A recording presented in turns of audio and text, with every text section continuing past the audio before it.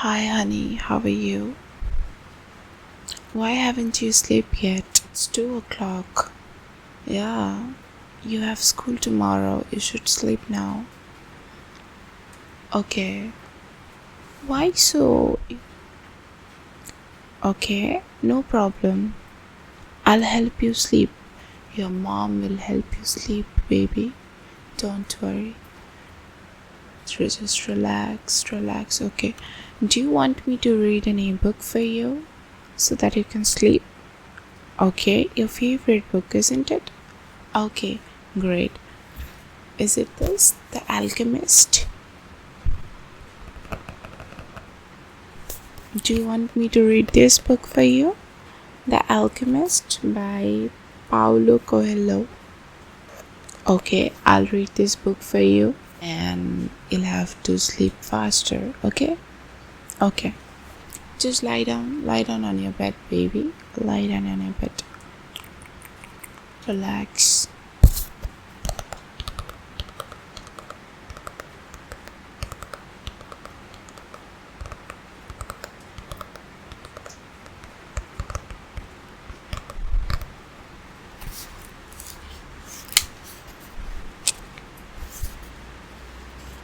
So, firstly, here it is written author's notes. So, let's see what notes he has left for us.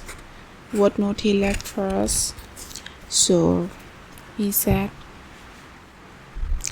I remember receiving a letter from the American publisher HarperCollins, which said that reading The Alchemist was like getting up at dawn and seeing the sunrise while the rest of the world still slept. I went outside, looked up at the sky, and thought to myself, so the book is going to be translated. At the time, I was struggling to establish myself as a writer and to follow my path, despite all the voices telling me it was impossible. And little by little, my dream was becoming reality. 10, 100, 1,000, a million copies were sold in America.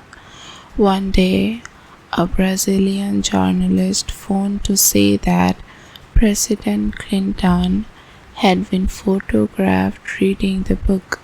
Some time later, when I was in Turkey, I opened the magazine Vanity Fair and there was Julia Roberts declaring that she adored the book.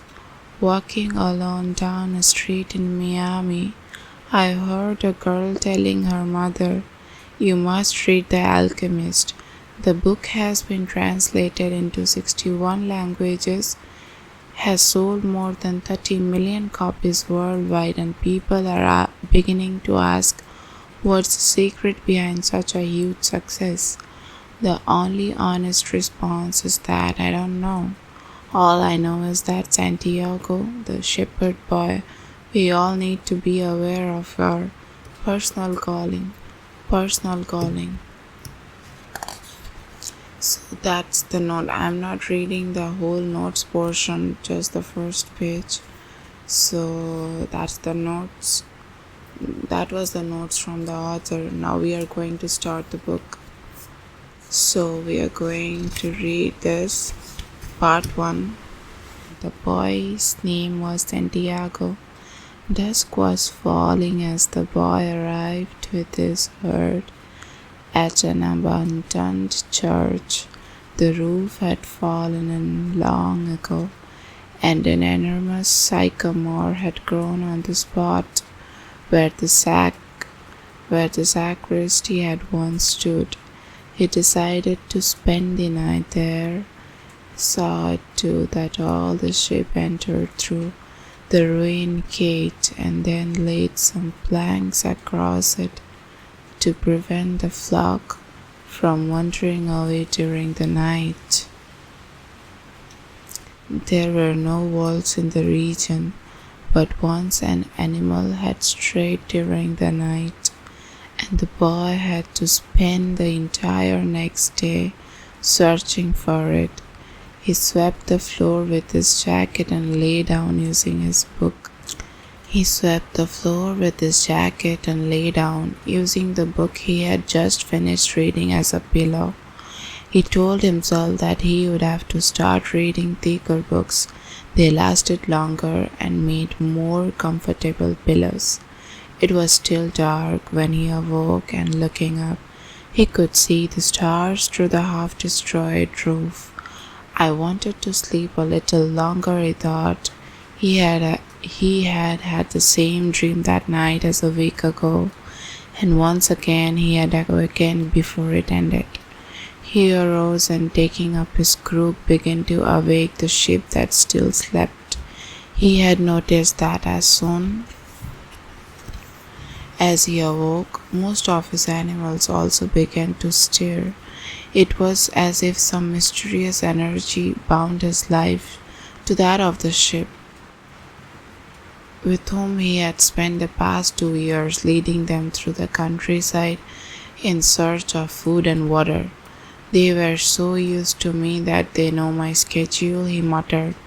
Thinking about for a moment, he realized that it could be the other way round, that it was he who had become accustomed to their schedule. But there were certain of them who took a bit longer to be awakened. The boy prodded them one by one with his crook, calling each by name. He had always believed that the sheep were able to understand what he said, but there were times when he read them parts of his books and that made an impression on him, or when he would tell them of the loneliness or the happiness of a shepherd in the fields. Sometimes he Sometimes he would comment to them on the things he had seen in the villages they passed, but for the past few days he had spoken to them about only one thing, the girl, the daughter of a merchant who lived in the village. They would reach in about 4 days. In about 4 days, he had been to the village only once, the year before.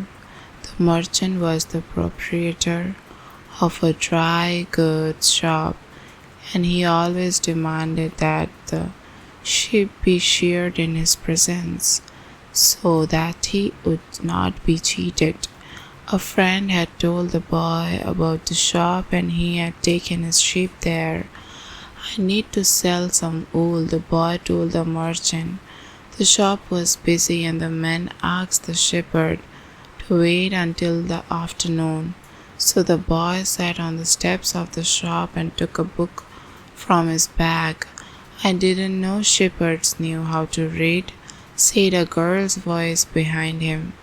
The girl was typical of the region of Andalusia, with flowing black hair and eyes that vaguely recalled the Moorish conquerors. Well, usually I learn more from a sheep than from books, he answered. During the 2 hours that they talked, she told him she was the merchant's daughter and spoke of life in the village, where each day was like all the others. The shepherd told her of the Andalusian countryside and related the news from the other towns where he had stopped. It was a pleasant change from talking to his sheep. How did you learn to read? The girl asked at one point. Like everybody learns, he said, I'm in school. Well, if you know how to read, why are you just a shepherd? The boy mumbled an answer that allowed him to avoid responding to her question. He was sure the girl would never understand. He went on telling stories about his travels, and her bright Moorish eyes went wide with fear and surprise. As the time passed, the boy found himself wishing that the day would never end and her father would stay busy and keep him waiting for 3 days. He recognized that he was feeling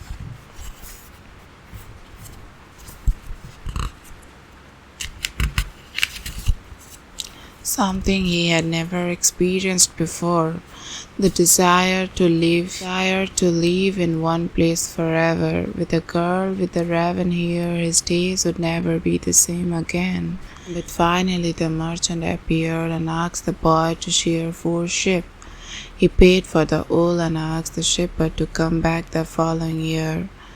And now it was only 4 days before he would be back in that same village. He was excited and at the same time uneasy. Maybe the girl had already forgotten him. Lots of shepherds passed through selling their wool. It doesn't matter, he said to his sheep. I know other girls in other places. But in his heart he knew that it did matter. He knew that shepherds, like seamen and like traveling salesmen, always found a town where there was someone who could make them forget the joys of carefree wandering. Day was dawning and the shepherd urged his sheep in the direction of the sun. They never have to make any decisions, he thought. Maybe that's why they always stay close to me. The only things that concerned the sheep were food and water. As long as the boy knew how to find the best pastures in Andalusia, they would be his friends. Yes, the days were all the same, with the seemingly endless hours between sunrise and dusk. They had never read a book.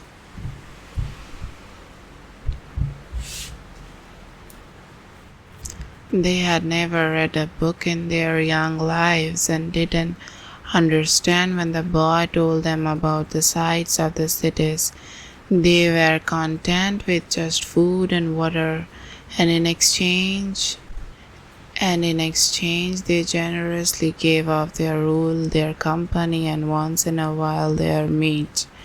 If I became a if I If I become a monster today and decided to kill them one by one, they would become aware only after most of the flock had been slaughtered, thought the boy. They trust me and they have forgotten how to rely on their own instincts because I lead them to nourishment. The boy was surprised at his thoughts. Maybe the church with sycamore growing from within had been haunted. It had caused him to have the same dream for a second time, and it was causing him to feel anger towards his faithful companions. He drank a bit from the wine that remained from his dinner of the night before. He gathered his jacket closer to his body. He knew that a few hours from now, with the sun at its zenith, the heat would be so great. That he would not be able to lead his flock across the fields. It was the time of the day when all of Spain slept during the summer. The heat lasted until nightfall, and all that he had to carry his jacket. But when he thought to complain about the burden of its weight, he remembered that because he had the jacket, he had withstood the cold of the dawn. We have to be prepared for change, he thought, and he was grateful for the jacket's weight and warmth. The jacket had a purpose, so did the boy. His purpose in life was to travel, and after 2 years of walking the Andalusian terrain, he knew that all the cities of the region. He was planning on this visit to explain to the girl how it was that a simple shepherd knew how to read, that he had attended a seminary until he was 16. His parents had wanted him to become a priest and thereby a source of pride for a simple farm family. They worked hard just to have food and water like the sheep. He had studied Latin, Spanish, and theology, but ever since he had been a child, he had wanted to know the world, and this was much more important to him than knowing God and learning about man's sins. One afternoon, On a visit to his family, he had summoned up the courage to tell his father that he didn't want to become a priest, but he wanted to travel. Next stanza. People from all over the world have passed through his village, son, said his father. They come in search of the new things. But when they leave, they're basically the same people when they arrived. They climbed the mountain to see the castle. They wind up thinking the past was better than we have now. They have blonde hair or dark skin, but basically they are the same as the people who live right here. But I'd like to see the castles in the towns where they live, the boy explained. Those people, when they see our land, say that they would never leave. They'd like to live here forever, his father continued. We would like to see their land. We'd like to see their land and see how they live, said his son. The people who come here have a lot of money to spend, so they can afford to travel, his father said. Amongst us, the only ones who travel are the shepherds. Well, then I'll be a shepherd, his father said no more. The next day he gave his son a pouch that he held 3 ancient Spanish gold coins. I found this one day in the fields. I wanted them to be a part of your inheritance, but use them to buy your flock. Take to the fields, and somehow you will learn that your countryside is the best and our women the most beautiful. And he gave the boy his blessing. The boy could see in his father's gaze the desire to able himself to travel the world, a desire that was still alive, despite his father's having had to bury it over dozens of years under the burden of struggling for water to drink, food to eat, and the same place to sleep every night of his life.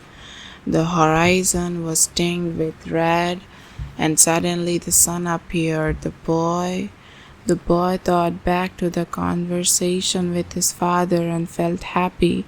He had already seen many castles. The horizon was tinged with red, and suddenly the sun appeared. The boy thought back to that conversation with his father and felt happy. He had already seen many castles and met many women, but none the equal of the one who awaited him several days hence. He owned a jacket, a book that he could trade for,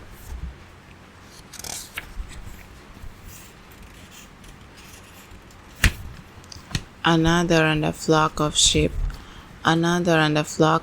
but most important, he was able every day to live out his dream. But he were too tired of the Andalusian fields. He could sell his ship and go to sea. By the time he had enough of the sea, he would already have known other cities, other women, other chances to be happy. I couldn't have found God in the seminary, he thought, as he looked at the sunrise. Whenever he could, he sought out a new road to travel. He had never been to that ruined church before.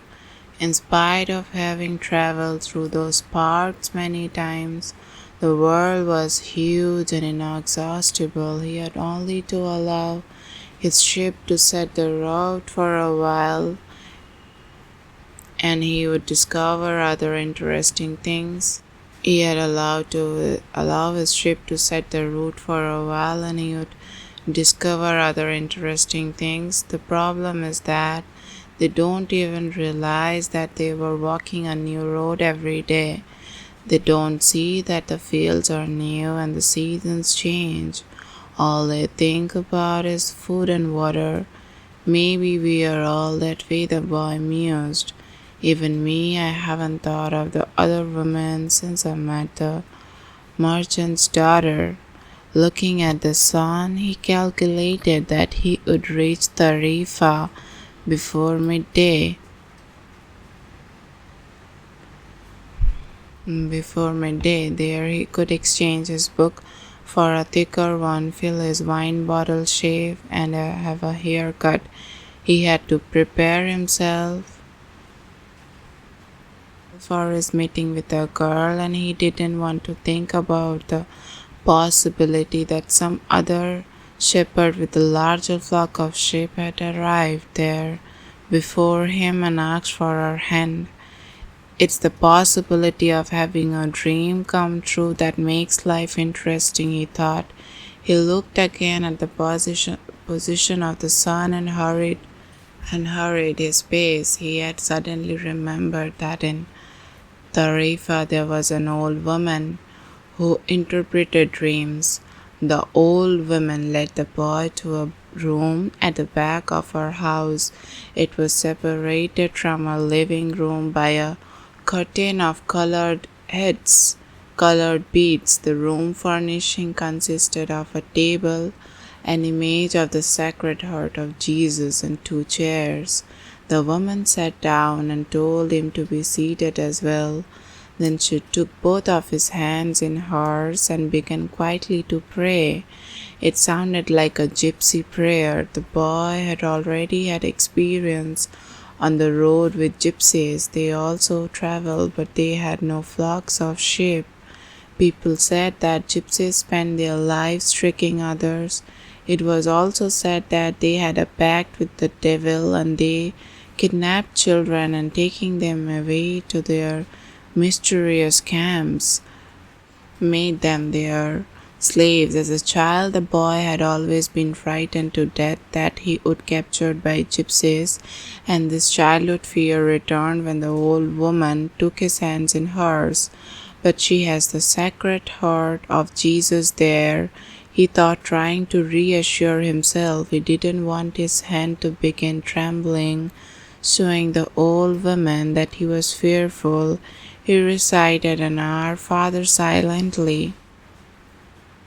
Very interesting, said the woman, never taking her eyes from the boy's hands, and then she fell silent.